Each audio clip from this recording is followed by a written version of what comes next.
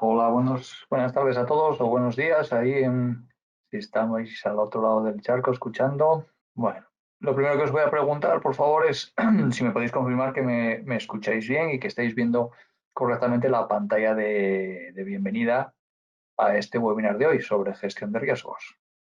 Si lo podéis hacer, por favor, en modo texto a través del chat de preguntas. Sí, a ver, no sé, quizás no me estáis escuchando.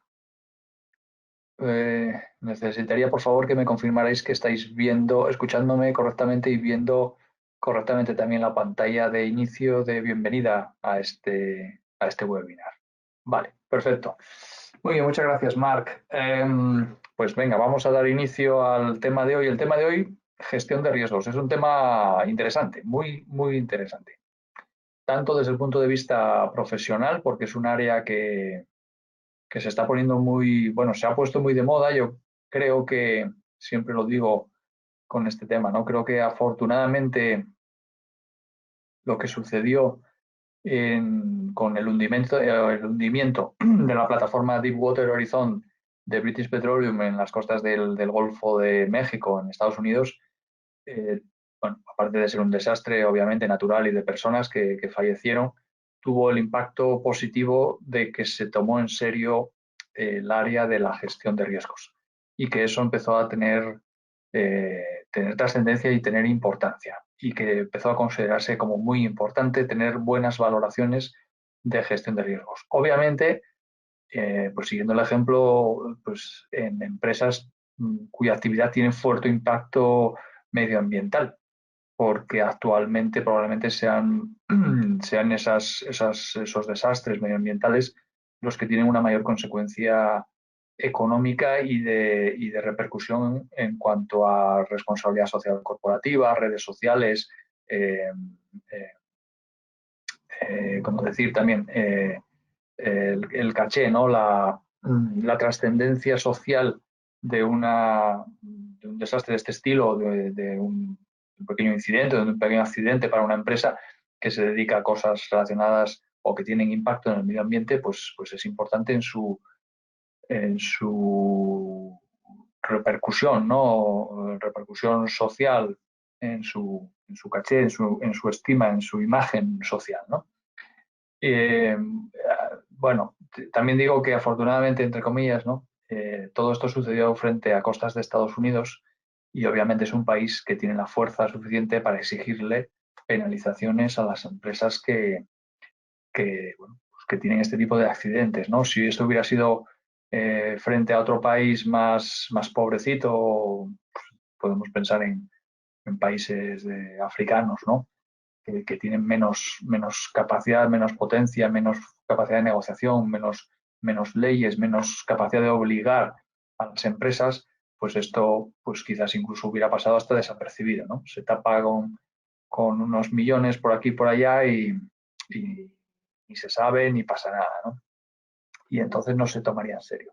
Afortunadamente, bueno, pues dentro de y lamentando mucho los sucesos o las repercusiones negativas, sobre todo en términos de vidas y de impacto medioambiental, por supuesto, pues las consecuencias que luego se extrajeron positivas es que muchas empresas se lo empiezan a tomar en serio y empiezan a considerar el contar con profesionales para hacer unas buenas evaluaciones de riesgos. Bueno, pues hecha esta introducción y siendo un tema que debéis de saber que siempre cae en preguntas de examen, siempre, varias. Y ya veréis por qué es un tema denso. Y luego que desde un punto de vista profesional, pues es cada vez un área con mayor salida y con mayor demanda en empresas para tener profesionales que puedan atender esta parte. Bueno, aquí veis, estos son todos los procesos que hay que desarrollar cuando estamos hablando de la gestión de riesgos. Son 7, es una de las áreas más laboriosas, que más cosas tiene que hacer.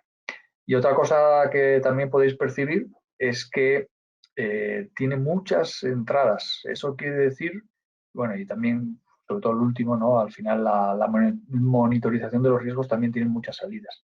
Que tenga muchas entradas quiere decir siempre que es un área que está muy interrelacionada con el resto de áreas. Es decir, que vamos a que necesita alimentarse de muchos otros documentos que se generan en otras planificaciones y en otras gestiones de otras áreas de diferente actividad dentro del proyecto.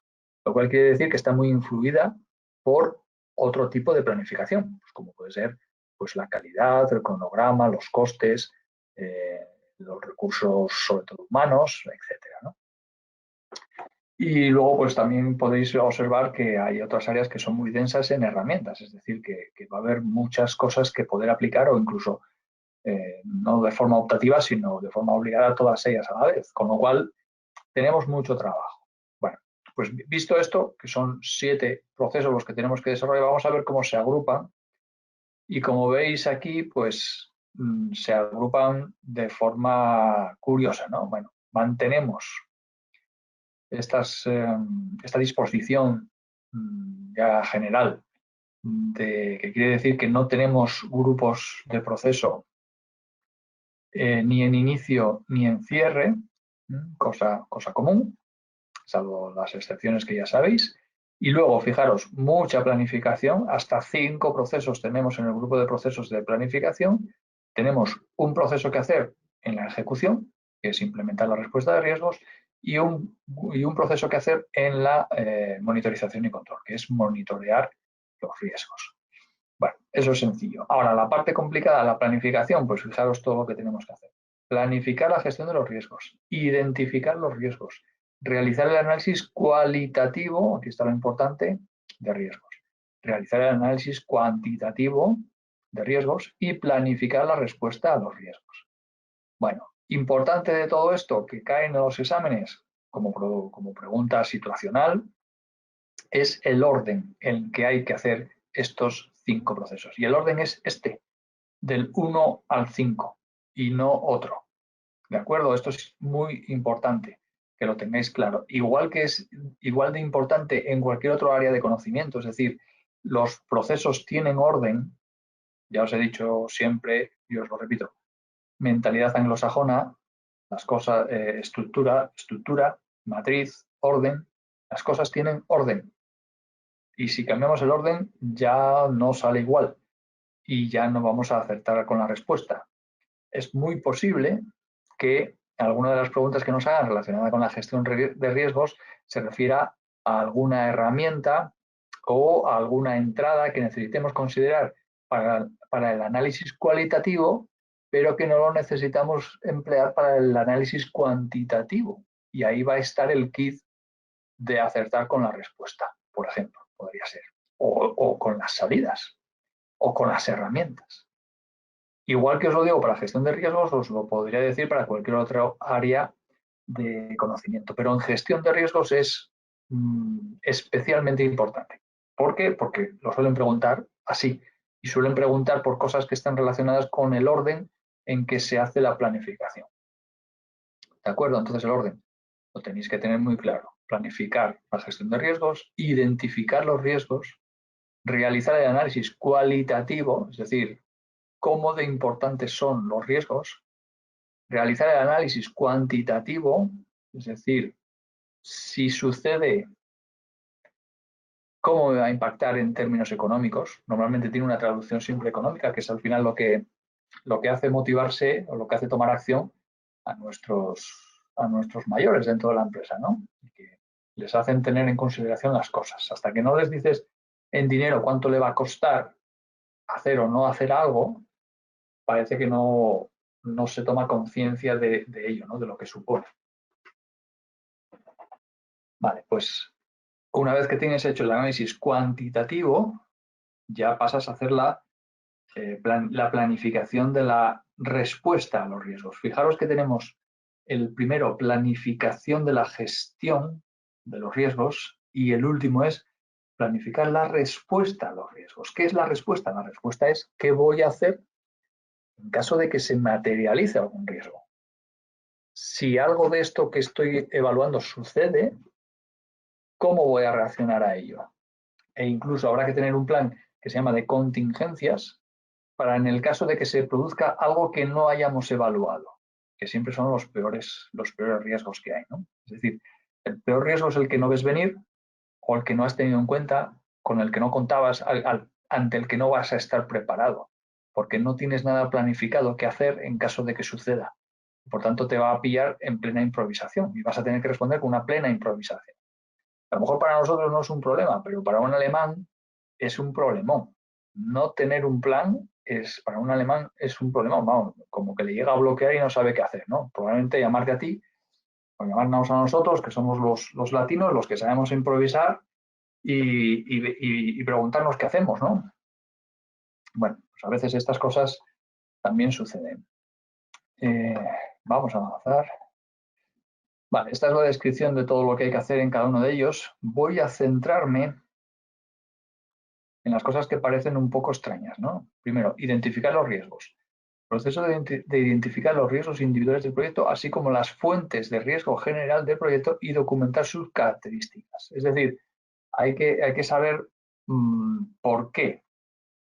¿Por qué viene ese riesgo y de dónde procede ese riesgo? ¿Qué es la fuente o qué es lo que está generando ese riesgo? ¿Para qué? Pues para poder conocer causas raíces, ¿no? Para poder profundizar, llegar al detalle y saber qué hacer para evitar que ese riesgo llegue a materializarse contra nuestros intereses dentro del proyecto. Vale, otra cosa interesante, análisis cualitativo, cualidad, es el proceso de priorizar los riesgos individuales del proyecto por análisis o acción posterior, evaluando la probabilidad de ocurrencia e impacto de dichos riesgos, así como otras características.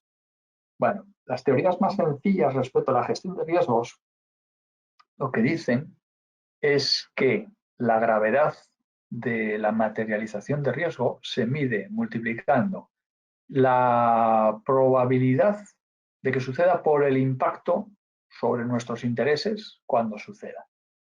Entonces, por ejemplo, no sé, ¿qué os voy a decir? Pues tenéis un CPD, riesgo de inundación del CPD, riesgo de inundación bajísimo, un 1%, un 1% de probabilidad de que suceda. Vale, eso es muy bajo. Pues si evalúo el resto de riesgos, pues probablemente, y analizo otros 10 o 12 riesgos, pues probablemente llegaré a la conclusión de que es el más bajo de los riesgos. Si estoy en un sitio seco, bueno, etcétera, ¿no? Pero, amigos, si sucede, ¿qué pasa? Si se me inunda el CPD, ¿qué pierdo? Pierdo todo, probablemente. Sí, obviamente, si tengo un CPD es porque soy una empresa de gestión de espacios o de servicios de hosting o de este tipo o soy una granja de servidores. Vamos, que mi negocio es albergar servidores y tener un CPD. Y cobro por tener un CPD. Si no tengo disponibilidad del CPD y no puedo dar servicio a mis clientes, no les puedo cobrar. Luego, el impacto es 100%. O sea, pierdo todo. ¿Cuánto es todo? No sé, millones al día, probablemente, de euros, ¿no? Si tengo un CPD en condiciones. Vale, pues eso es lo que tengo que evaluar. Riesgo o probabilidad. El riesgo es igual a la probabilidad por el impacto. ¿Probabilidad de que suceda?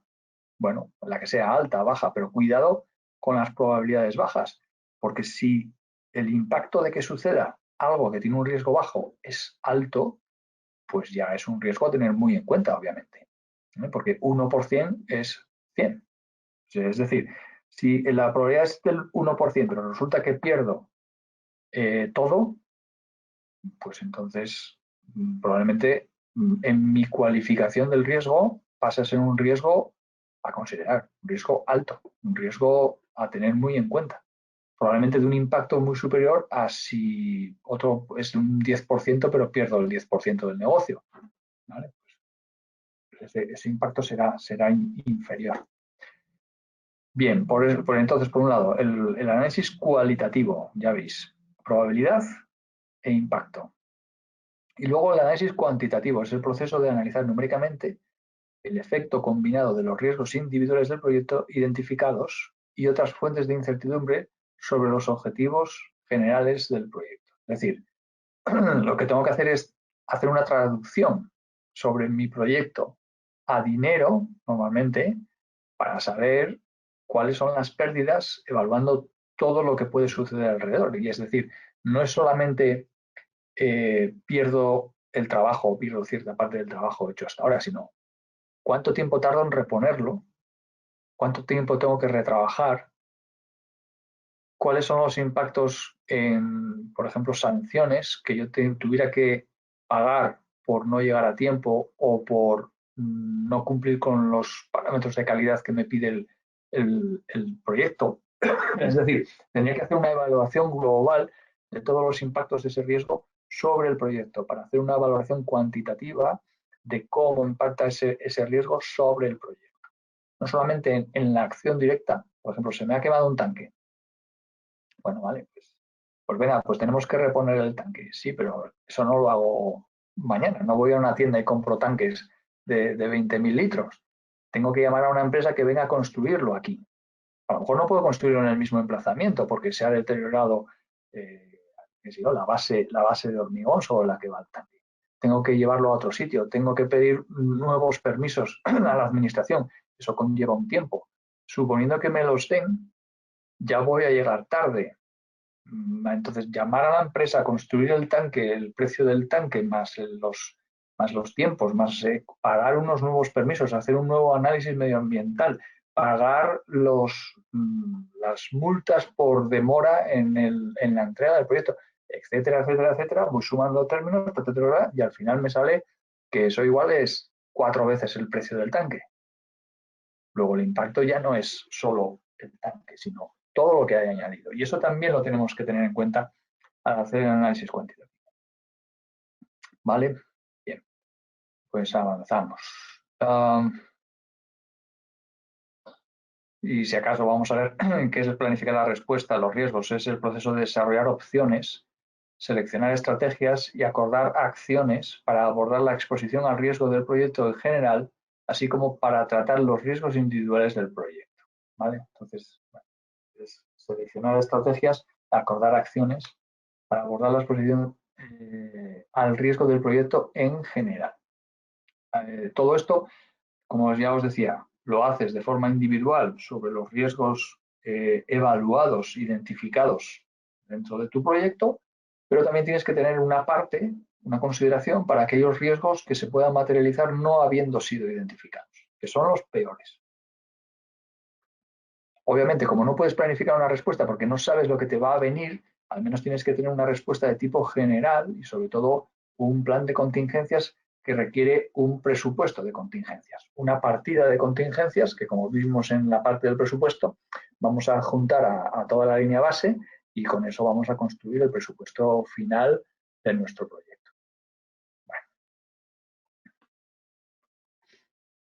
¿Qué es un riesgo? No hemos dicho nada todavía de qué es un riesgo, qué se considera un riesgo. Bueno, pues fijaros qué definición, sencilla, ¿eh?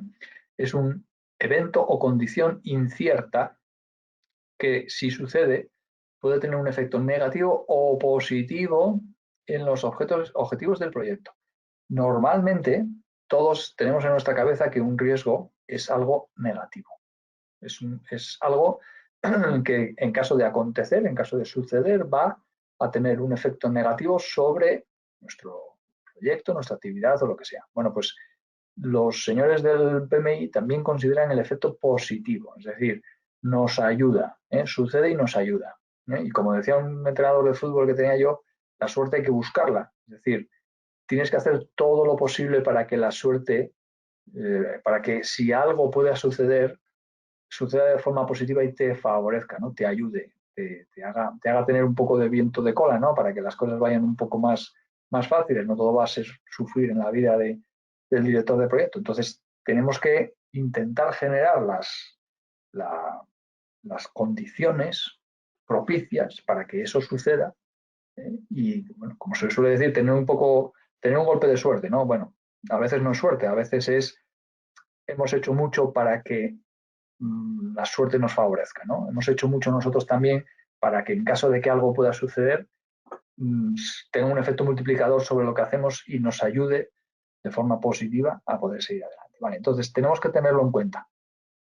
Y vais a ver más adelante que incluso hay ciertas estrategias a adoptar cuando se trata de efectos positivos y de efectos negativos de los riesgos sobre nuestro proyecto. Y por tanto, esto también lo tiene en cuenta el PMI y también tiene estrategias diferentes, o les llama aunque luego en el fondo parezca todo un poco lo mismo, pero les llama de una forma diferente en función de que sea un riesgo positivo o de que sea negativo.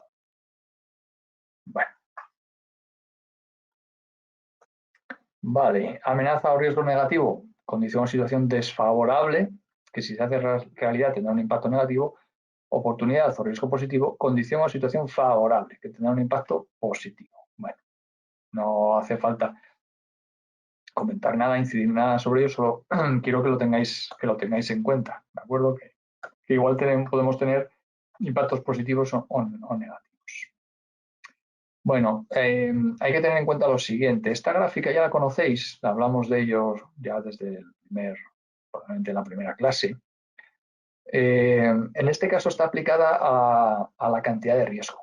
Bueno, en la primera clase habíamos hablado de la que venía por arriba, que tiene la misma forma, dos curvas de trayectoria diferente que se cruzan en el centro.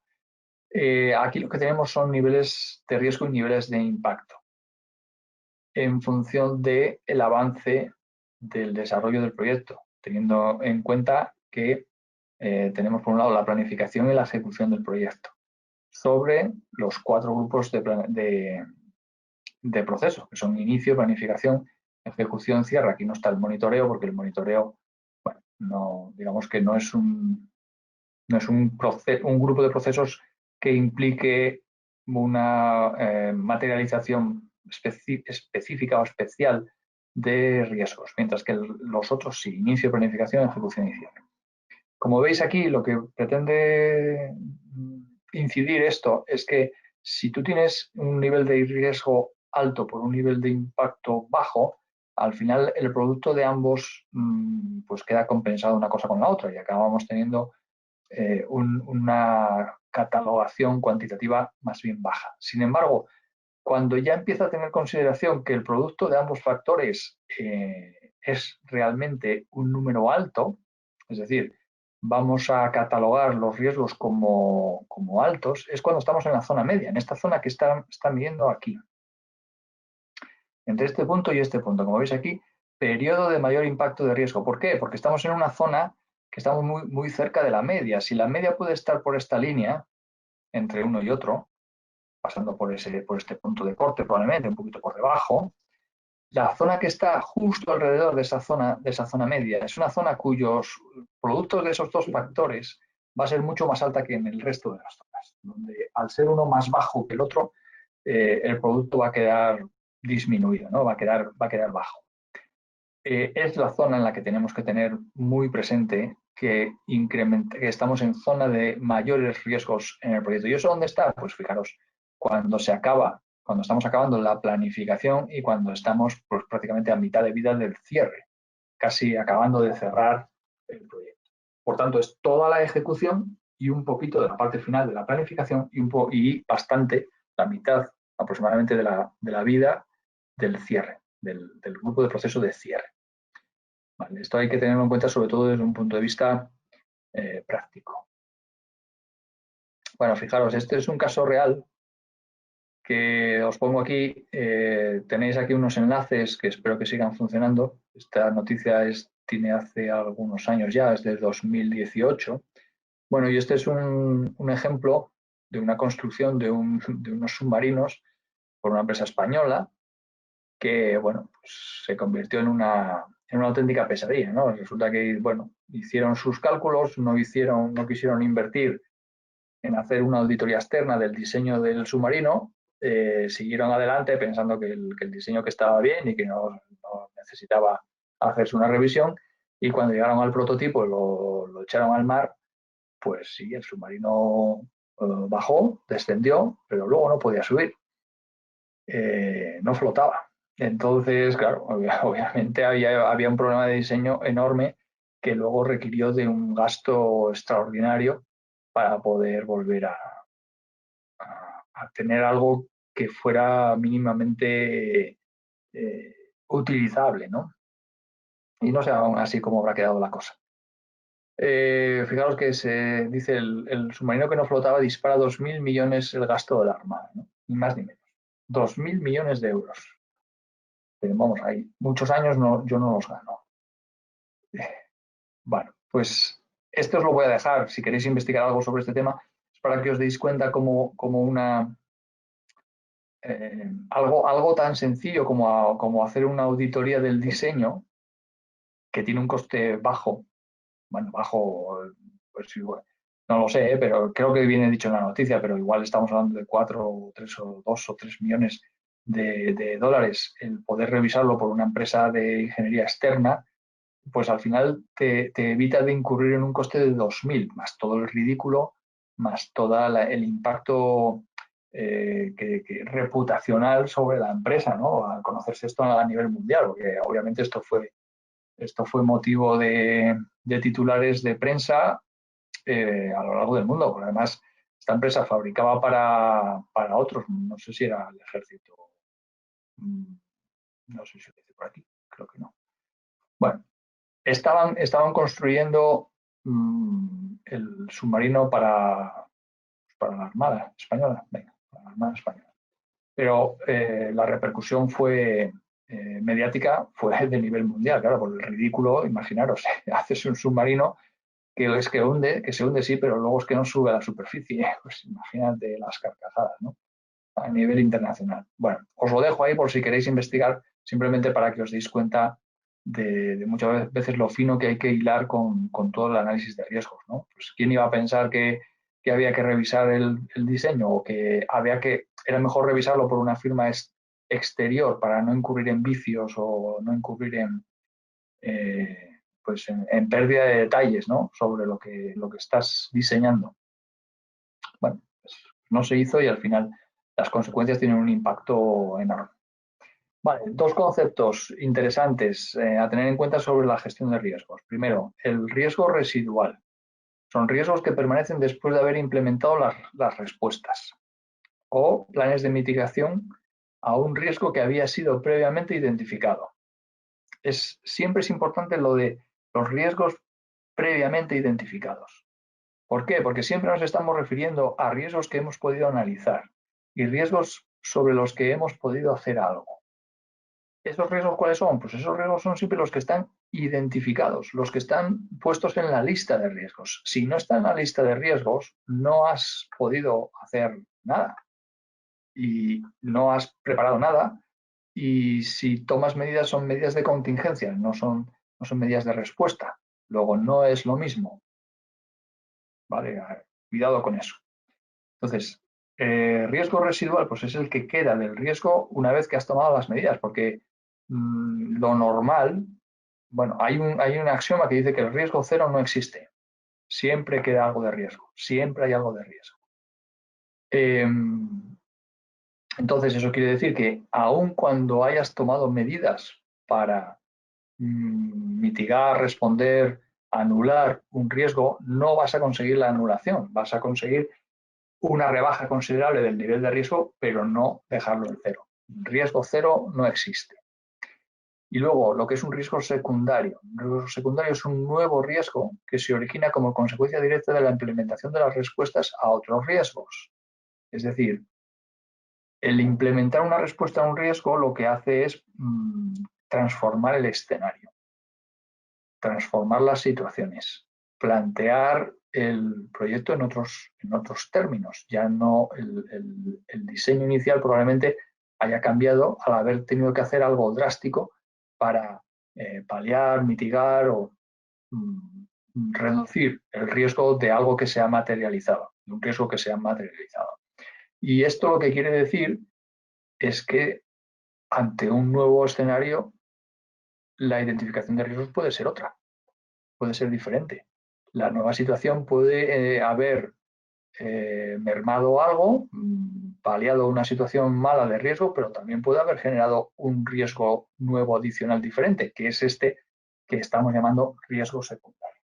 ¿De acuerdo? Entonces, esto hay que tenerlo en cuenta, porque esto puede generar muchos planes de implementación de respuesta a riesgos diferentes y anidados unos en otros. Bueno, porque a veces es como en las enfermedades, ¿no? O con los cirujanos, ¿no? Bueno, te llega una persona con un grave accidentado al quirófano y dices, bueno, tengo que extirparle el bazo, pues lo tiene reventado. Sí, pero si le extirpo el bazo no va a generar sangre y ha perdido mucha, entonces tengo que aplicarle una transfusión. ¿Tenemos grupo sanguíneo del que hay? No. Oh, pues entonces hay que pedirlo. ¿Y puedo operarle entonces? Pues no, no puedes operarle porque es que es O positivo o O negativo y de eso hay muy poco y no tengo plasma suficiente. Bueno, pues entonces hay que hacer un llamamiento para donaciones y cuando tenga plasma suficiente, más o menos que yo me sienta confortable para poder operarle, entonces lo opero. Y mientras tanto, ¿qué hago? Pues morfina y analgésicos y no sé qué. ¿Vale? Las situaciones son distintas. Entonces, el riesgo secundario en este caso es que si le opero y le extraigo el bazo, a lo mejor se me muere en el quirófano porque es que no tengo sangre para darle una transfusión. Riesgo secundario, que se me muera por falta de sangre, por pérdida masiva de sangre. Vale. Estas cosas hay que tenerlas en cuenta y hay que analizarlas.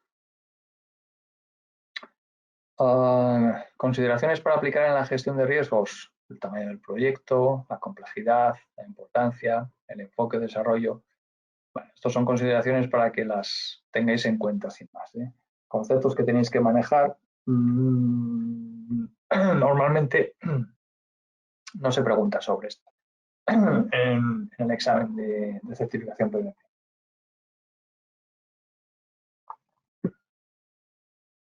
Bueno, y tenéis la planificación, esto probablemente sea de las más sencillas, ya veis que tenemos poco que hacer, sobre todo juicio de expertos y reuniones, análisis de datos, pero sobre todo juicio de expertos y reuniones, cuando estamos hablando de planificar la gestión de riesgos.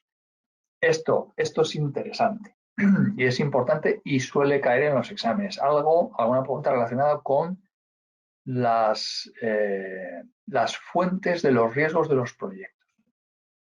El RB es el Risk Breakdown Structure, es como la EDT, la estructura desglosada de trabajo, o WBS en términos anglosajones, pero que es lo mismo para los riesgos, es algo muy similar. Lo que tenéis que tener en cuenta es sobre todo las dos columnas que están a la derecha, el nivel 1 y el nivel 2 de la RBS. El nivel 1 te dice los principales epígrafes de los que pueden derivar riesgos hacia el proyecto, que son el técnico, de gestión, comercial y externo. Y en el nivel 2, la columna de más de la derecha, lo que hace es un desarrollo de todos esos posibles riesgos dentro de cada una de esas categorías. Por ejemplo, nivel de riesgo técnico, nivel 2, definición del alcance. Si no haces una buena definición del alcance, estás poniendo en riesgo el proyecto. ¿Por qué? Porque se te pueden olvidar cosas que hacer o puedes no haber considerado cosas que hacer que sí que tienes que hacer. O puedes llegar a no tener una idea completa del alcance que tienes que completar para entregar al cliente y cuando vas a hacer la entrega el cliente te dice, bueno, ¿y dónde está esta otra cosa? Que era parte de lo que os había pedido. Y bueno, empezamos la discusión, pues no está en ningún sitio. Pues sí está aquí, está dicho. No has analizado bien el alcance, no lo has tenido en cuenta. Me tenías que haber entregado esto también. Riesgos tecnológicos, interfaces técnicas. Bueno, esto conviene que lo leáis y que lo asimiléis. Alguna pregunta de este estilo puede caer. Y preguntando, pues, ¿en qué catalogación de riesgo, de fuente de riesgo, caería alguna de, por ejemplo, problemas con los proveedores y vendedores? Bueno, pues es un riesgo comercial, pues es un riesgo logístico. O ¿qué pasa la legislación? Por ejemplo, un cambio legislativo incrementa el nivel de riesgo de qué tipo? Comercial, de gestión, técnico, externo, en este caso externo, ¿vale? Conviene que le echéis un vistazo, conviene que lo tengáis en cuenta. Aquí, más cosas. Bueno, ya veis que tenemos, fijaros la cantidad de entradas que tenemos para hacer la gestión de riesgos. Todo lo que viene relacionado, todo lo que influye en un buen análisis e identificación de riesgos. El registro de riesgos, vale. El registro de riesgos tiene estos tres componentes, tiene estos tres documentos, que es la lista de riesgos identificados, los dueños de riesgo potencial, es decir, quién es el dueño de ese riesgo, quién lo genera, quién tiene influencia sobre ello. Y luego la lista de respuestas potenciales a los riesgos. es importante que lo tengáis presente. Alguna pregunta he visto en exámenes relacionada con alguno de estos tres términos. Y es importante que lo asimiléis. El registro de riesgos tiene esos tres componentes. Lista de riesgos, dueño del riesgo y lista de respuestas potenciales a los riesgos. ¿Qué cosas puedo hacer para responder a esos riesgos identificados? Insisto, fijaros, cómo insisten siempre en arrastrar riesgos identificados. ¿Por qué? Por lo que os digo. No es lo mismo la respuesta ante los riesgos identificados, respuesta que puedo planificar, que una respuesta ante riesgos no identificados, que es una contingencia que tengo que responder como pueda, improvisando. No es lo mismo. Bueno, más cosas. Vamos a adelantar. Bueno, aquí lo que pretendo es que os deis cuenta de todas las influencias que puede haber en cada una de los procesos que os estoy marcando aquí. Aquí estamos hablando del análisis cualitativo de los riesgos.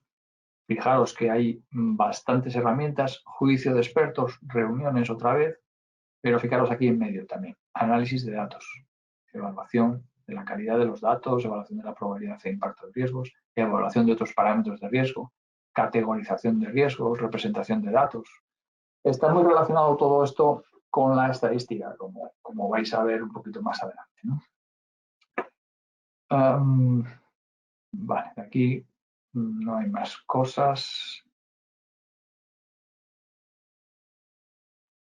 Aquí, análisis cuantitativo. Aquí ya estamos haciendo una valoración, sobre todo en términos de costes. Fijaros, influye la línea base de los costes, el alcance, el cronograma.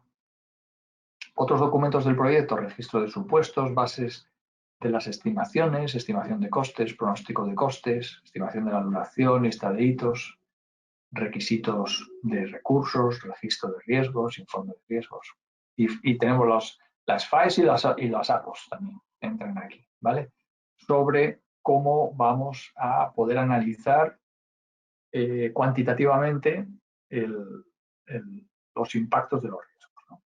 Fijaros, la salida sin embargo solo es una, actualización de los documentos del proyecto, informe de riesgos. Vale, aquí en los análisis de riesgos tenemos el análisis de datos, fijaros, influyen o incluyen las simulaciones. Recordad que dentro de las simulaciones habíamos hablado de una de ellas que era la simulación Monte Carlo. La simulación Monte Carlo, que es un método estadístico complejo sobre el que hay varias herramientas desarrolladas de tipo de aplicación de software, que lo que hacen es analizar los efectos en situaciones complejas, en una situación de incertidumbre compleja, donde hay muchas cosas que se desconocen. Lo que hacen es parametrizar o estimar el comportamiento de ciertas variables y al final nos dan pues, un resultado estadístico con un orden de magnitud o de estimación más o menos amplio en función de la certidumbre de los datos que hayamos introducido. Pero es el nombre con el que os tenéis que quedar, porque suele preguntar por él, que es el análisis de Monte Carlo. Método estadístico aplicable en situaciones de alta incertidumbre de los factores que influyen en la consideración. Bueno, vamos a avanzar. Vale, ¿esto qué es? Pues esto es un resumen de un análisis ya completo de riesgos, donde ya tenemos un análisis cualitativo y un análisis cuantitativo. Fijaros, por un lado tenemos una columna de escala de probabilidad de tiempo. Esto, hasta ahí, lo que estamos haciendo es un análisis cualitativo. Es decir, fijaros, la escala, riesgo muy alto, alto, mediano, bajo, etc. Probabilidades más del 70%, entre el 51 y el 70, etc. ¿Tiempo de qué? Tiempo de impacto sobre los objetivos del proyecto. Aquí ya estamos haciendo algún tipo de cuantificación. Una cuantificación puede ser en tiempo, otra cuantificación puede ser en términos de coste. Aquí lo que hacemos es catalogar el impacto en tiempo, más de 6 meses, de 3 a 6 meses, etc. Y el coste, pues lo mismo, pero en dinero, en términos monetarios, más de 5 millones, entre 1 y 5, etc. Y luego la calidad, impacto muy significativo sobre la funcionalidad general, impacto significativo sobre la funcionalidad general, algún impacto, al impacto menor, etc. Es decir, esta escala que teníamos entre muy alto y nulo tiene una traducción en términos de calidad, del análisis cualitativo, pues si es un impacto muy significativo, etcétera, que es lo mismo que aplicar un muy alto, etcétera. La probabilidad también es parte del análisis cualitativo y luego, en términos de tiempo y de coste, ya hacemos un análisis cuantitativo de cómo va a impactar la probabilidad de materialización de cada uno de estos impactos sobre nuestro proyecto. Es una forma de condensar en una sola matriz todas las parametrizaciones de los riesgos. Aquí no hay ningún riesgo todavía. O sea, esto es la catalogación que vamos a aplicar a nuestra lista de riesgos. Obviamente, luego lo que tendremos que hacer es encajar de la lista de riesgos, pues cuáles de ellos se comporta como en una escala muy alto o en una escala alto, etc., ¿no? Y luego hay otras formas de representarlo, que ya son las matrices o los mapas de calor, que lo que hacen es determinar de esos riesgos identificados, que normalmente se identifican con un número, pues el riesgo 1. El riesgo 1 tiene una catalogación, una valoración, por ejemplo, en la escala muy alto, con un coste de 7,3 millones en caso de que suceda. Bueno, pues eso lo representamos en una matriz y, como es un riesgo muy alto, le damos un color rojo, de la gama de los rojos. Normalmente se representan pues desde el verde, amarillo, naranja, rojo, ¿no? Y lo que se va haciendo es hacer evolucionar los valores dentro de la matriz en esa escala. Y representaremos normalmente con burbujas, con una especie de balones, una forma de representarlo muy, muy común, el impacto económico de la materialización de ese riesgo y en qué escala de esta catalogación que veis aquí, en qué escala se encuadraría. Y de esa manera tienes una forma visual, muy visual, de representar la valoración cuantitativa de todos los riesgos que has identificado. Con lo cual, bueno, pues llama mucho la atención y es muy fácil de manejar porque es un mapa de calor y es una representación gráfica como si fuera un semáforo del estado o de la importancia de los riesgos analizados. Bueno, otra cosa que suele caer, esto también suele caer mucho, es hacer valoraciones. Puede llamarse valoraciones o puede llamarse toma de decisiones, representación de beneficios en forma de árbol. Está relacionado con esta forma que veis aquí. Vamos a ver, lo que se trata de representar aquí es una toma de decisión. La toma de decisión está aquí a la izquierda. Podéis sacar aquí el foco. Está aquí a la izquierda. Es decir, ¿qué hago? ¿Construyo o modernizo? Bueno, pues ¿cómo analizaríamos esto? Bueno, necesitaríamos datos, obviamente. Y normalmente pues los árboles de decisión están en forma de bifurcación. Bueno, pues a la pregunta de construir o modernizar, vamos a ver qué pasa si construyo. Bueno, pues si construyo una nueva plataforma, una nueva planta, estimo que tengo que invertir 120 millones. Y si modernizo la planta, estimo que tengo que hacer una inversión de 50 millones. Bien, entonces vamos hacia la derecha. Si construyo la planta ante una demanda fuerte, es el nodo de oportunidad, es decir, ¿qué probabilidad tengo de que haya una demanda fuerte del producto? Pues tengo una probabilidad del 60%. En ese caso, ¿qué obtendría como beneficio? Pues obtendría un beneficio de 200 millones. Bien, entonces, ¿cuál es el valor neto de esta ruta? Pues el valor neto de esta ruta obtendría un valor de un beneficio de 200 millones habiendo invertido 120. Por tanto, el valor de esta ruta es de 80 millones. Y de la otra ruta, pues tengo un 40% de tener una demanda débil y con esa demanda débil estimo que obtendría un beneficio de 90 millones. ¿Cuál es el valor de la decisión? El valor de la toma de decisión es de, en este caso, 90, que percibiría como beneficio habiendo invertido 120, pues 90 menos 120, 30. Vale, y ahora volvemos hacia atrás. Es decir, ahora es cuando consideramos la probabilidad de que yo tenga una demanda fuerte y la probabilidad de que tenga una demanda débil. La probabilidad de la demanda fuerte es un 60%. Y en ese caso, en el 60% de la probabilidad, ganaría 80 millones. ¿Vale? Pues el valor de construir la nueva planta, ahora tengo que evaluar esa ganancia de 80 millones con una probabilidad de un 60 y una pérdida de 30 millones con una probabilidad de 40. Bueno, pues 80 por el 0,6 más menos 30 porque el beneficio es negativo, es decir, pierdo dinero. Si hay una demanda débil, al estimar un retorno de 90 millones sobre un coste de construir de 120, me dio un retorno de pérdida de 30 millones, ¿vale? Pues será 30 millones de pérdida menos por el 0,40. Bueno, si hacéis esa cuenta, ¿cuánto sale? 36 millones. Es lo que valoro cuantitativamente la decisión de construir una nueva planta. Vamos a ver qué sucede si decido modernizar la planta. Si modernizo la planta, estimo que voy a gastar 50 millones. Lo mismo, si tengo una demanda fuerte, mi valoración es que del producto modernizado, mi valoración es que ganaría 120 millones. Pues 120 menos 50 son 70.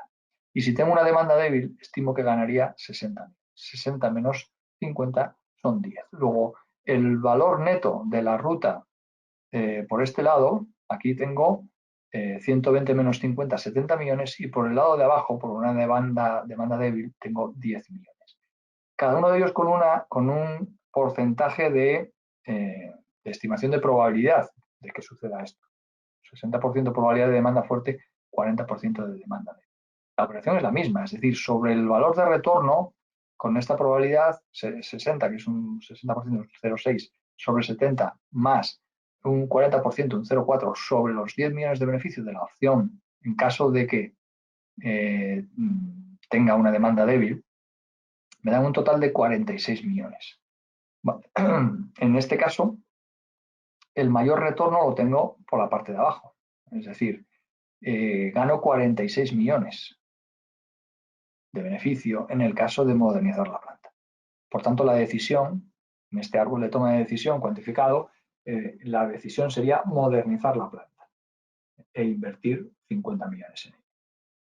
¿De acuerdo? Vale. Estos árboles de decisión caen muchas veces. Muchas veces. Siempre cae uno, dos, como mucho. No demasiados, pero siempre cae alguno. No siempre tienen esta forma, no siempre tienen tres desarrollos. A ver, los suele haber más cortitos. Y no siempre los datos son los mismos, o están dados en la misma forma, o la solución es ir hacia adelante y luego ir hacia atrás, que como veis es un poco laborioso. Laborioso para un examen de 200 preguntas, 4 horas, que tocamos a minuto y poco por pregunta. Normalmente son un poco más rápidas de resolver. Pero bueno, que sepáis que todos estos árboles de decisión se resuelven igual, son de la misma forma. En el simulador tenéis varios de ellos, pero el concepto es siempre el mismo. Es siempre el mismo. Es evaluar, hacer una cuantificación de la toma de decisión. Si voy por un lado o si voy por otro, de mis bifurcaciones dentro de las opciones que puedo tomar para determinar lo que me están preguntando, ¿no? O la toma de decisión al final. Vale, más cosas. Bueno, aquí estamos, esto es importante, esto os lo tenéis que saber. Estrategias para amenazas. ¿Cómo vamos a planificar? Fijaros, planificación de la respuesta a los riesgos. Estrategias ante amenazas. Estrategias ante riesgos negativos, de impacto negativo sobre el proyecto. Evitar, transferir, mitigar, aceptar. La forma que va a tener el PMI de preguntaros en el examen sobre esto es muy diversa. Normalmente de tipo situacional. Os ponen ante una situación, por ejemplo, de algo que ha sucedido, Te hablan también sobre cuál ha sido tu reacción sobre eso que ha sucedido y que ha impactado negativamente en el proyecto, y te pueden preguntar, por ejemplo, de qué tipo ha sido tu estrategia frente al reaccionar de esa manera. Entonces, tendrás que decir si lo has evitado, si lo has transferido, si lo has mitigado, si lo has aceptado. Lo que tenéis que tener en cuenta es estas definiciones, ¿no? Evitar una estrategia de respuesta a los riesgos según la cual el equipo de proyecto actúa para eliminar la amenaza o para proteger al proyecto de su impacto. Es decir, haces algo. Por lo general implica cambiar el plan para la dirección del proyecto a fin de eliminar por completo la amenaza. No sé. ¿Qué os puedo contar?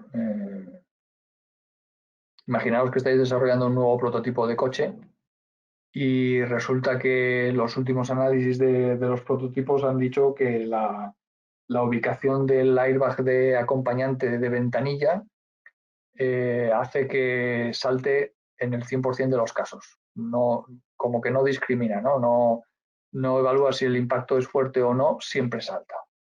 Y eso es un problema, un riesgo contra la salud que no os podéis permitir. Pues a lo mejor la decisión es, vale, pues no pongo airbag de ventanilla para el pasajero, para el acompañante. Y así evito el riesgo de que tengamos una lesión sobre una persona que vaya sentada en el asiento ante un choque que no era de una gravedad como para hacer saltar el airbag. Bueno, pues hay un fallo de diseño, pues para evitar que puedas tener reclamaciones por daños en pasajeros ante este tipo de sucesos, pues bueno, pues vale, pues no pongo el airbag de ventanilla, porque bueno, es un opcional, no estoy obligado. ¿Tengo que poner un airbag frontal? Sí, pero de ventanilla no. Bueno, pues me está dando problemas el diseño, pues fuera, no lo pongo, evitado el riesgo. Vale, trasladar el impacto negativo del riesgo hacia un tercero. Bueno, pues en ese mismo caso a lo mejor lo que podéis optar es por suscribir un seguro especial con una casa de seguros que diga, bueno, pues si en caso de que alguien te ponga una reclamación, no te preocupes que yo te cubro hasta no sé cuánto dinero. Bueno, pues a cambio de cuánto, pues una póliza anual de no sé cuántos millones. Bueno, pues lo que he hecho es transferir el riesgo. Si pasa eso, si sucede que me pongan una reclamación porque ha saltado el airbag y le ha producido un daño, pues que sea en un ojo, una quemadura en la cara o cualquiera de este tipo de cosas. Ante un golpe que ha sido pues leve, que no tenía por qué haber saltado el airbag y te pone una reclamación, un juicio, pues tienes un seguro que te cubre de responder ante tal, a cambio de un pago de una prima, ¿no? Como todos los seguros. O mitigar, disminuir la probabilidad de ocurrencia y o el impacto. Bueno, en este caso tendrías que revisar el diseño y tomar algún tipo de medida, a lo mejor reforzando más la ventanilla para evitar que salte el airbag o algún otro tipo de solución para hacer una mitigación y reducir la probabilidad o el número de casos en los que sucede que el airbag se lanzara siempre, ¿no? Se estallara siempre, se inflara siempre. O aceptar, es decir, no cambiar el plan original y aceptar siendo consciente de que, bueno, puede suceder, ¿no? Y dejar establecida una política de cómo actuar en caso de que ocurra el evento negativo. Vale. Pues aceptamos que nos va a pasar eso, aceptamos que nos van a poner reclamaciones y lo que haremos será, pues, decirle a nuestros abogados que paguen hasta no sé cuánto dinero a cada uno de los afectados para no ir a juicio y no soportar el impacto reputacional de que salgamos en prensa por un tipo de suceso como este, ¿no? De juicio como este. Y ahora fijaros, estrategias para explotar oportunidades, es decir, para explotar es una de ellas, perdón. Estrategias para reaccionar ante oportunidades. Por ejemplo, explotar, compartir, mejorar, aceptar. Están puestas en este orden porque son paralelas a las anteriores, que teníamos evitar, transferir, mitigar, aceptar. Y vais a ver ahora cómo se comportan cada una de ellas.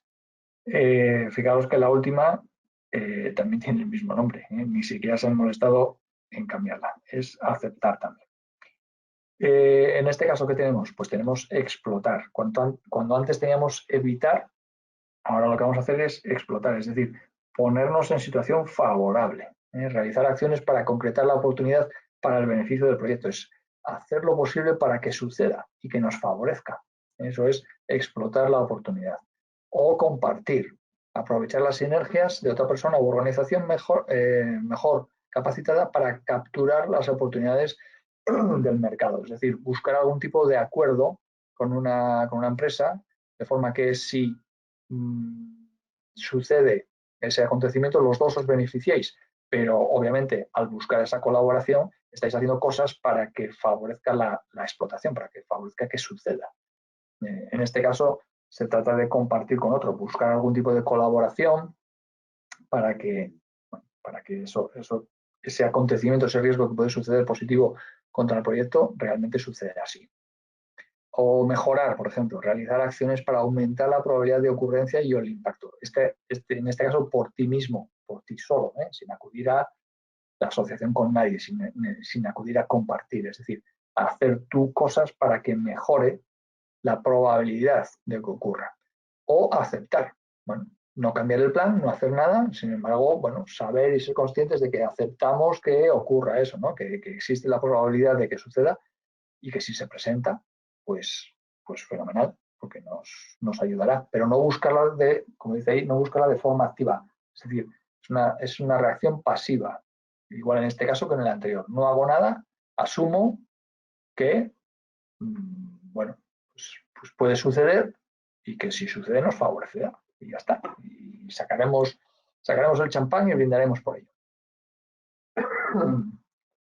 Vale. Diversos planes. Planes de contingencias. Se refiere a las acciones mitigadoras que deben tomarse si un riesgo identificado se manifiesta. Plan de recuperación. ¿Qué acciones deben tomarse si el riesgo se manifiesta y el plan de contingencia no es efectivo en mitigar el riesgo? Es decir, el riesgo nos va a impactar, nos va a dañar, nos va a impactar negativamente. ¿Qué voy a hacer luego para recuperarme del impacto? No es hacer algo para mitigar, para rebajar el impacto del riesgo contra mi proyecto. No, eso es un plan de contingencia. Un plan de recuperación es, vale, ya me han dado, pum, me he llevado un golpe, nos ha hecho una serie de daños, evaluación de daños, esto y esto. Ahora, ¿qué voy a hacer para recuperar la actividad de mi proyecto y volver a estar trabajando como estaba trabajando antes o mejor para poder acabar el proyecto? Y un plan de emergencias, ¿qué acciones deben tomarse si se presenta una situación considerada de emergencia? En este caso, es más bien algo relacionado con un riesgo no evaluado.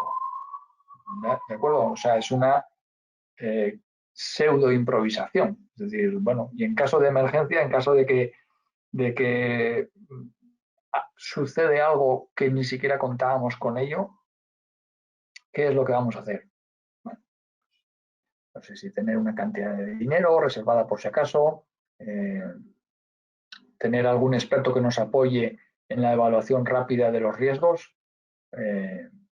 o algo así pensado, planificado, ¿no? Quizás un sistema de alimentación eléctrica en reserva de tipo autónomo por si acaso, pues no sé, un vendaval nos deja sin líneas de abastecimiento en la zona de suministro eléctrico. Podríamos traer un container con un generador eléctrico y un depósito de diésel para poder alimentar mis equipos y poder seguir trabajando.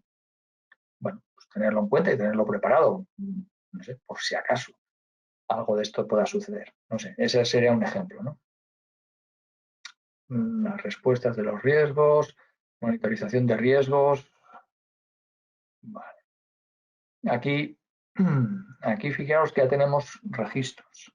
Registros de incidentes, registros de lecciones aprendidas, registro de riesgos, que son entradas que entran a formar parte de la monitorización de los riesgos, es decir, la evaluación de cómo se están comportando. Hacemos un análisis de datos, análisis de desempeño técnico, análisis de reserva, auditorías, reuniones otra vez. Y fijaros las salidas, lo que hacemos es modificar gran parte de esas entradas, ¿no? El registro de supuestos, de incidentes, de lecciones aprendidas, el registro de riesgos, el informe de riesgos.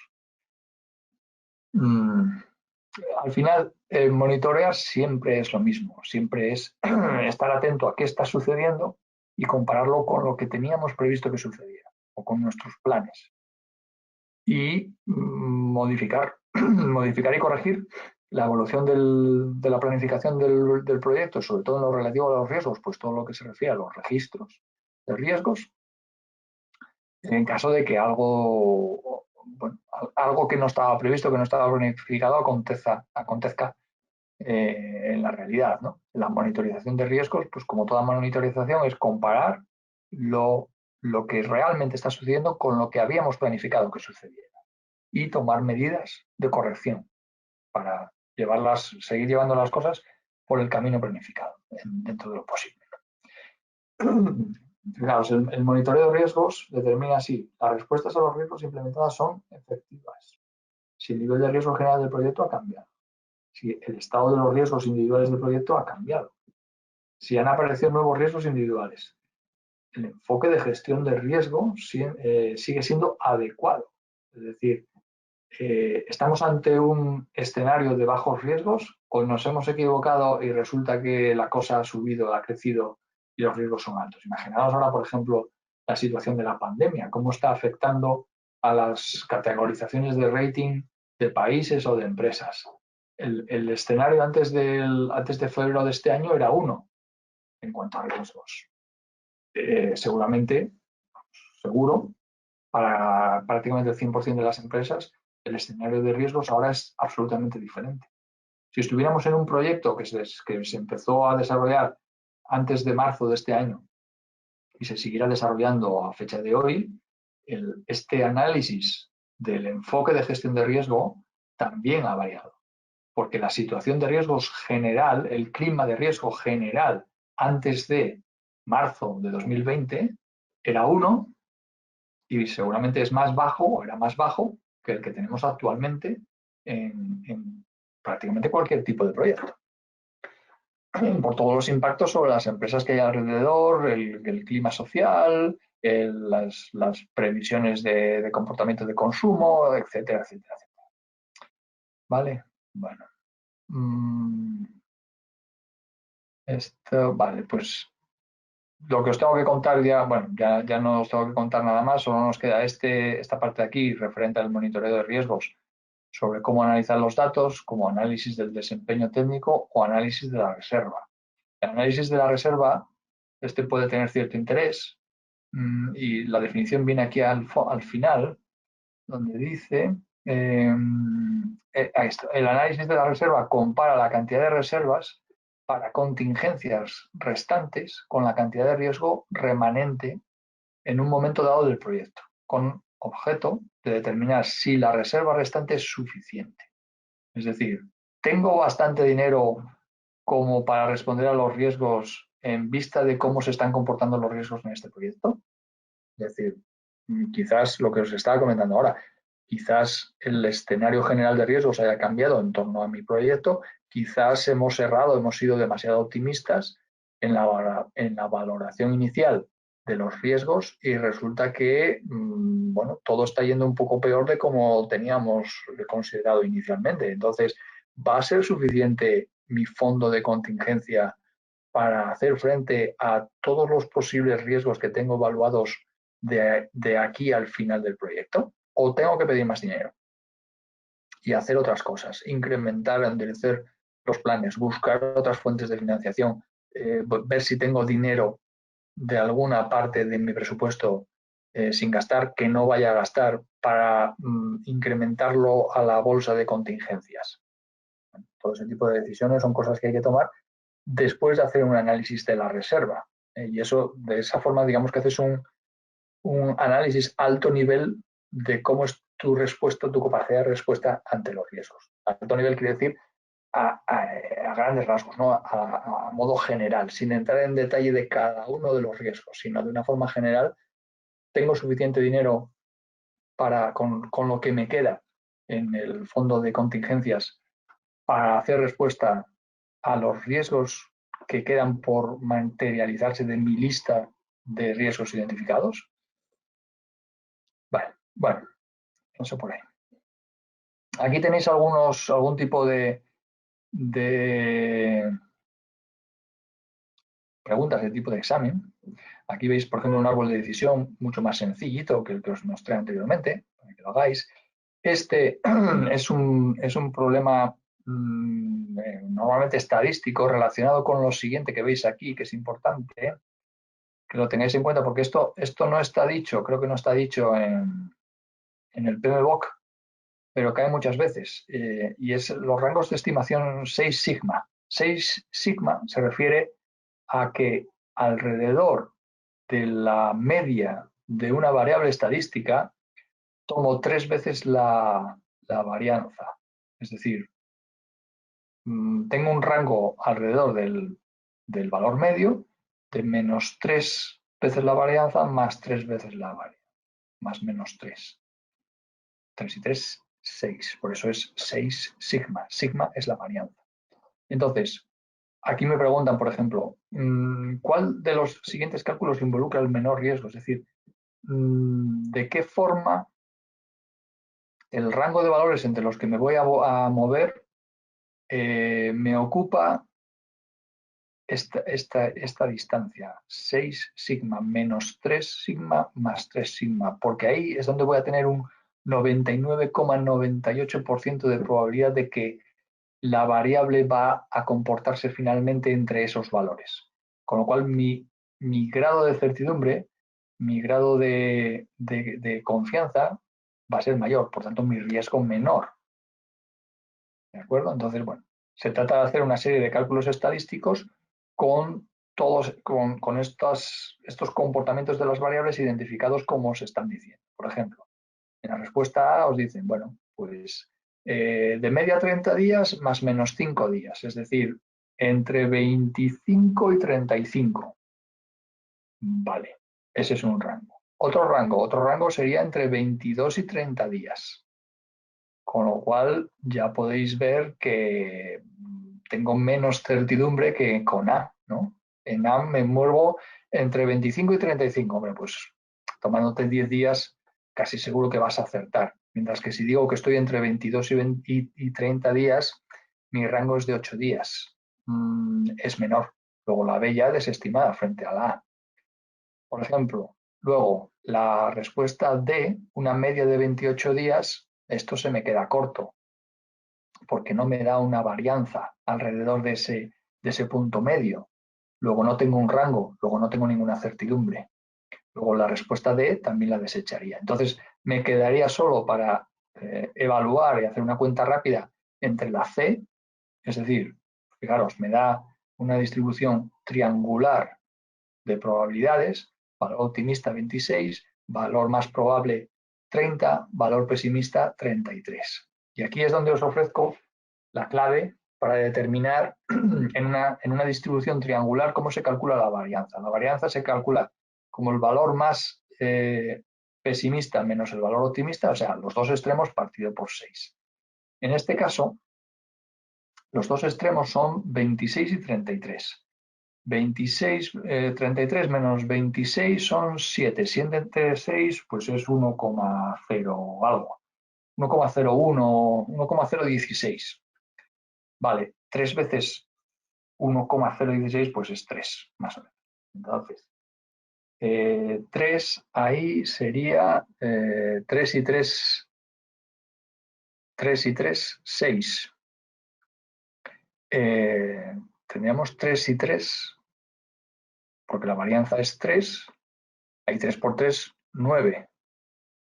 Entonces tendríamos un rango de más menos 9 alrededor del valor medio, mientras que en la respuesta A tendríamos una variación de más menos 5. La respuesta es la C, porque tengo una variación de más menos... Ah, no, perdón, lo he dicho mal. Os lo he dicho mal, perdonadme. La varianza es C menos A partido por 6. 33 menos 26 son 7. 7 partido por 6 es 1 y pico, claro, y 3 por 1 y pico es 3. Entonces ahí tengo más menos 3 días, cuando en la respuesta A tengo más menos 5 días. La respuesta correcta es la A, porque me da un mayor rango de probabilidad. Tengo más menos 5 días, cuando con la C tengo más menos 3 días, porque la varianza es 1. Y el 6 sigma me dice menos 3 más 3, que es por 1, 3 días. ¿De acuerdo?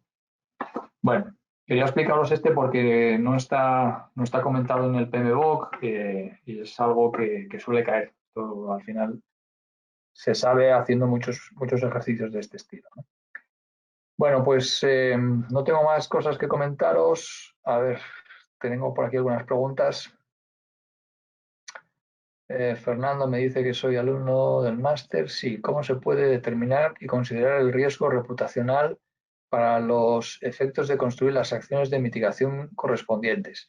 Bueno, excelente pregunta, Fernando. Muy difícil de evaluar. El riesgo reputacional es un intangible, como todos sabemos. Es decir, es muy difícil valorar eso. ¿Dónde nos podemos ayudar? ¿Dónde nos podemos apoyar? Nos podemos apoyar con los departamentos legales o los departamentos de relaciones institucionales de nuestra empresa. Obviamente, Talleres Pallares, pues no va a tener un departamento de este estilo. Esto es algo que es solamente aplicable a grandísimas empresas. Pero bueno, estamos hablando, y esto parte de que estábamos hablando del desastre de British Petroleum, ¿no? ¿Cómo se mide eso? Cada vez hay más empresas que lo miden. Son empresas relacionadas con responsabilidad social corporativa, con medios de comunicación, medios de prensa, con redes sociales. Ellos son capaces de evaluarlo. ¿Cómo lo hacen? La verdad que lo desconozco. Me parece algo difícil y me parece algo siempre muy discutible porque es difícilmente objetivable. Es decir, difícilmente puedes extraerme una fórmula que me diga, mira, esto por tal, no sé qué, más tal, pumba, sale 14. Tu impacto ha sido de 14. Y cuanto más alto el impacto, peor para ti. No existe eso y es difícil de evaluar. Pero sí que es algo que hay que tener en cuenta. Es decir, ¿qué le ha pasado? Ha habido una empresa el año pasado o el año anterior, ha habido una empresa brasileña que prácticamente todos sus altos directivos estuvieron imputados en juicios por casos de soborno a miembros de gobiernos del área sudamericana, ¿no? De la zona geográfica sudamericana. Claro, yo no sigo mucho las noticias de la zona, solo de vez en cuando aparece alguna de estas, pues como la del submarino, ¿no? Y a lo mejor os habéis podido enterar vosotros también por ahí de cosas que han pasado en España. Pero los que estáis en el área geográfica de influencia sí que podéis evaluar qué ha pasado con esa empresa. Probablemente durante este tiempo y mucho más tiempo le va a ser difícil ganar más concursos de tipo estatal para hacer grandes infraestructuras en cualquier otro país. Probablemente haya salido en prensa pues que hayan destituido a parte importante de la cúpula y que haya venido una nueva dirección para dar otro ritmo, otra evolución. Probablemente haya salido en prensa que su valoración bursátil se haya visto rebajada. ¿Por qué? Bueno, pues primero porque los socios no quieren verse relacionados con una empresa envuelta en casos de corrupción, además de un calado importante.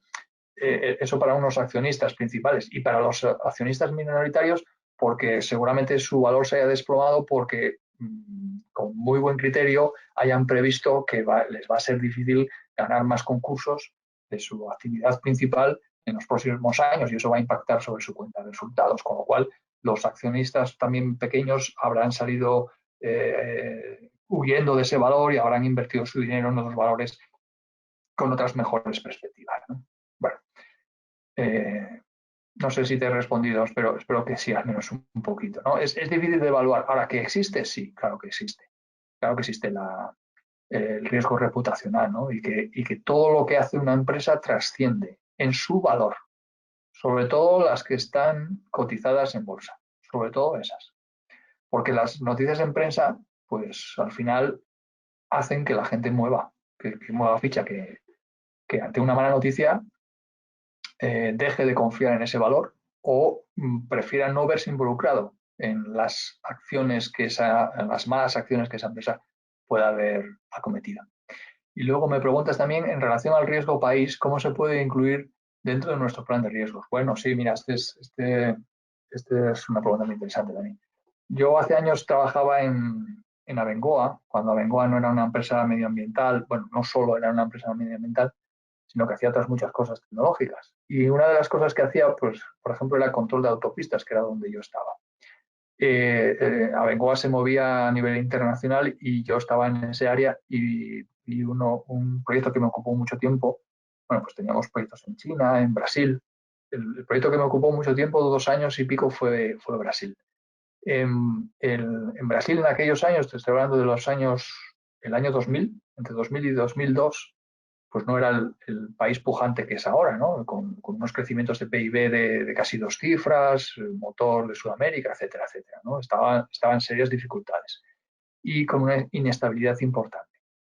De hecho, tenía un riesgo país alto. El riesgo país quiere decir que, bueno, pues que tiene una situación macroeconómica, social, legislativa inestable que hace que ponga en riesgo el proyecto en varios aspectos. Primero, el legislativo, los permisos que había que conceder y luego, sobre todo, el tema de pagos y cobros, porque la fluctuación de la moneda puede ser alta respecto a valores estables como puede ser y referencia, como pueden ser el dólar y el euro. ¿Qué es lo que hizo mi empresa en ese momento? Bueno, pues lo que hizo fue mitigar el riesgo. ¿Cómo lo mitigó? Contratando seguros. ¿Seguros con quién? Bueno, pues lo primero, seguros con bancos potentes o casas de seguros muy potentes que lo que te hacen es contratar un seguro de riesgo de cambio. Y eso quiere decir que ante una fluctuación del valor del real brasileño frente al dólar de más o menos no sé qué por ciento, yo no he visto los detalles de la póliza, por ejemplo, imagínate, un más o menos 3% alrededor del valor de referencia de fecha tal, la que se consigne en la póliza de seguro, que fija un valor de referencia del real dólar, pues está pagando no sé cuánto dinero, la póliza de ese contrato de seguro durante 2 años, el, eh, esas fluctuaciones del valor las absorbía la casa de seguros. Y si era por encima, pues ya el riesgo era para la empresa. Bueno, afortunadamente durante ese tiempo el real se mantuvo bastante estable. Yo creo que las fluctuaciones estaban recogidas dentro del rango que se había establecido en el seguro y no hubo que asumir por parte de Abengoa ninguna fluctuación mayor de valor. Pero eso es el riesgo país. El riesgo país, bueno, se traduce en los parámetros que te he dicho. En la situación legal, en la situación macroeconómica y sobre todo en la fluctuación de moneda cuando tienes que hacer, por ejemplo, una empresa española compra material en España, paga en euros y va a hacer una instalación en otro país y cobra en otra moneda que no es el euro. Bueno, pues si hay fluctuaciones de los valores de esas dos monedas, pues puede impactar seriamente sobre el resultado esperado, planificado del beneficio del proyecto. Y eso se puede mitigar contratando un seguro de riesgo moneda, de fluctuación de moneda. Pero, por ejemplo, un seguro para mitigar un impacto de cambio de gobierno, por ejemplo, eso ya es mucho más difícil, ¿no? Imagínate que tú has conseguido tu contrato de construir autopistas porque tienes una fuerte influencia con un miembro del gobierno y resulta que en las siguientes elecciones ese gobierno pues es sustituido, es cambiado y resulta que el que entra es de una tendencia totalmente distinta, cree que esa autopista no es necesaria, el país no puede acometer esa inversión en algo que considera superfluo y que considera que hay otras cosas más importantes y paraliza los trabajos, amparándose en la cláusula la que sea. Bueno, pues tienes un problema y probablemente tendrás que acudir a la justicia. Hace aproximadamente 5 años, la empresa Repsol tuvo un caso similar con una explotación que se llamaba Vaca Muerta en Argentina. Habían descubierto un yacimiento petrolífero de un valor extraordinario y claro, pues como las autoridades o el gobierno argentino en aquel momento no había evaluado bien que aquello podía suceder, pues los royalties que le pedía a Repsol pues tenían un valor X, no lo sé, que comparado con el beneficio que iba a sacar Repsol de aquello, pues era ridículo, ¿no? Era una ganga, un chollo. Entonces, claro, cuando Repsol publicó el volumen de reservas que tenía ese yacimiento, pues el gobierno se dio cuenta y dice, joder, pues hemos vendido esto que vale cientos de miles de millones por 4 duros. Entonces le quitó la concesión a Repsol, la renegoció me parece que con unos americanos, y se la vendió a los americanos. Claro, Repsol, pues obviamente ante ese cambio de parecer, pues el único recurso que tuvo fue llevarlo a los tribunales americanos, ¿no? Afortunadamente en el contrato al menos pudo recuperar algo de dinero porque la justicia a la que se apeló me parece que fue la americana y resolvió a favor de Repsol. Pero bueno, te queda ese recurso nada más, ¿no? Eso también es parte del riesgo país, es decir, un país serio, un país que cumple sus compromisos, pues no tiene un nivel de riesgo país como puede tener otro que no los cumpla o que tenga ya historial de no haberlos cumplido. Es decir, en este momento el riesgo país de Argentina, evaluado su situación económica y sus antecedentes de cumplimiento de acuerdos, pues el riesgo país de Argentina será mucho más alto que a lo mejor pues el de Alemania, Suiza, Canadá, ¿no? Por decir 3 países muy estables y muy serios en el cumplimiento de sus obligaciones. Bueno, pues eso es todo por ahora. Espero haberos ayudado con vuestras preguntas. Me alegra mucho que hagáis preguntas y que os hagáis un poco del guión que yo tengo establecido, porque eso también ayuda a ver otros aspectos que, bueno, pues a veces no pienso que sean tan importantes y sí veo que están generando dudas, incertidumbres o curiosidad por vuestra parte, ¿no? Así que me alegro mucho de que aportéis preguntas. Y nada más, pues nos hemos pasado un montón de hora. Bueno, muchísimas gracias, como siempre, por vuestra atención, vuestra participación. Ahora mismo voy a subir la presentación al webinar, del webinar a la plataforma. Y nada, que os espero la semana que viene. Muchísimas gracias por vuestra atención y hasta pronto.